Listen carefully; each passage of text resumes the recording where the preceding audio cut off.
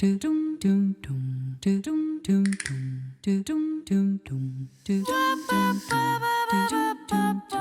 the barbershop designs, there was a lot of hipster kind of a look that everybody's trying to achieve, or a very macho background.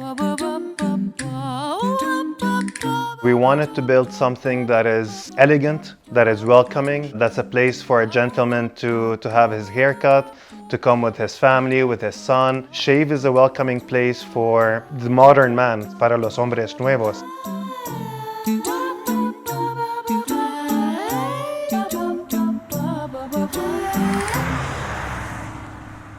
My name is Sami Azrak, and I'm the owner of Shave Barbers and Spa. I'm originally from Syria. I was born in the city of Aleppo, and then I've lived all my life out of the country, in countries or cities like Dubai, New York, California, Qatar, and now I'm based here in Spain. I decided to move from Qatar to Spain. I brought my family here. I rented a small location, and that was supposed to be my first bar restaurant concept. While we were starting to do the designs and the drawings and so on, we had issue with the smoke exhaust of the building. And halfway through, we realized that we can't really execute the project. So at one point, we had to pivot and we had to find another industry or another business because the shop was already rented. So, so the concept turned from a restaurant into a barbershop, and that's how we opened our first shop.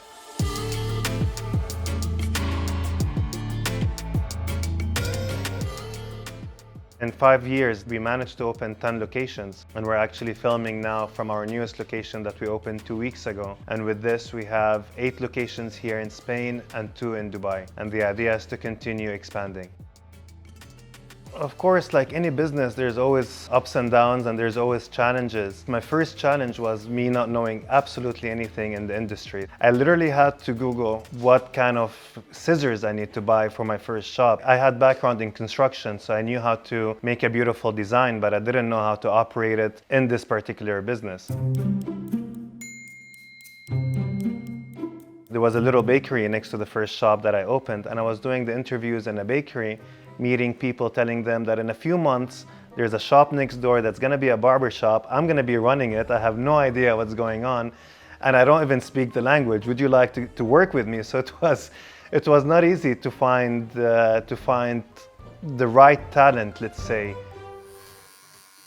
Today, some of the best and most talented barbers in the market ask to work with us. And that comes not only because we've been in the market for 5 years, that comes not only because we created a brand, but because we set new standards, I guess, in the market in terms of the labor laws that we follow. We are one of the most generous brands in the market in terms of compensation, in terms of extras, in terms of vacations. One thing I always tell my employees, and they're listening to me in the back, maybe not all of them agree, I tell them that this is, for me, it's a place to take care of your customers before then giving them a haircut. It goes from the very beginning of the customer walking through the door, welcoming them, offering them their coffee, their tea, having them guided to the seat, listening to what their needs are. We also try to give them some advice from our aspect. The barber has to have personal relationship from the moment the customer comes in to the time where they're having the service to the time they leave. One of the things I always ask my employees is to remember the name of the customer. We see it on a daily basis.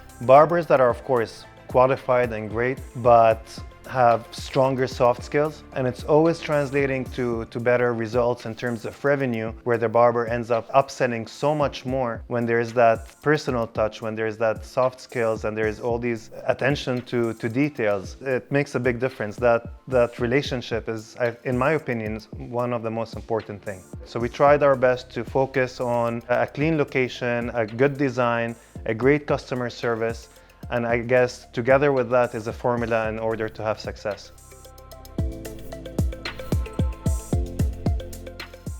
We try not to oversell from the very first time. We try to have that customer feel and have that trust that's given to the brand and to the barber. And then on the later visits is the time where we try to upsell and cross-sell. A lot of our customers walk in over here thinking it's only a place to have a haircut, but there's a lot of other things that we offer at Shave. So we do have the haircuts, we do have the beard shaving, but we also do have other services like facials and manicure and pedicure and massages. We do offer both barbers and spa, so this is part of our philosophy, and we do try to be a one-stop shop for the gentleman.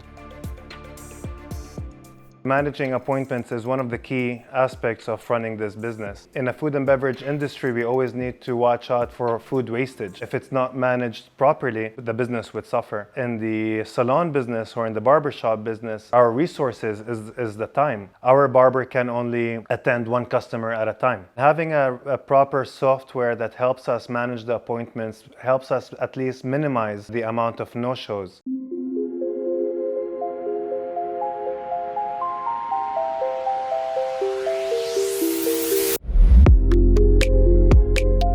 What businesses need to keep in mind is that they need to be patient and they need to be consistent. If you're passing by, let's say, a restaurant and you find an interesting place to go in and eat, you can go in immediately, or you can go the very next day. We do eat 3 times a day. Whereas in the salon or barbershop business, every single man has a place where they go and cut their hair. If you're walking by and you see an interesting barbershop, you're not just gonna walk in. You probably have another place to cut your hair. It could be not the right time. So there is some time before that decision that you wanna try this new business until you actually physically come into the barbershop or the salon. So if I could recommend anything, is that being patient, being consistent, set the ideas clear on what you want your brand to be, and continue doing that and give it some time. And as long as you're following your plan, as long as you're following what you have in mind and you're patient, then things will work out.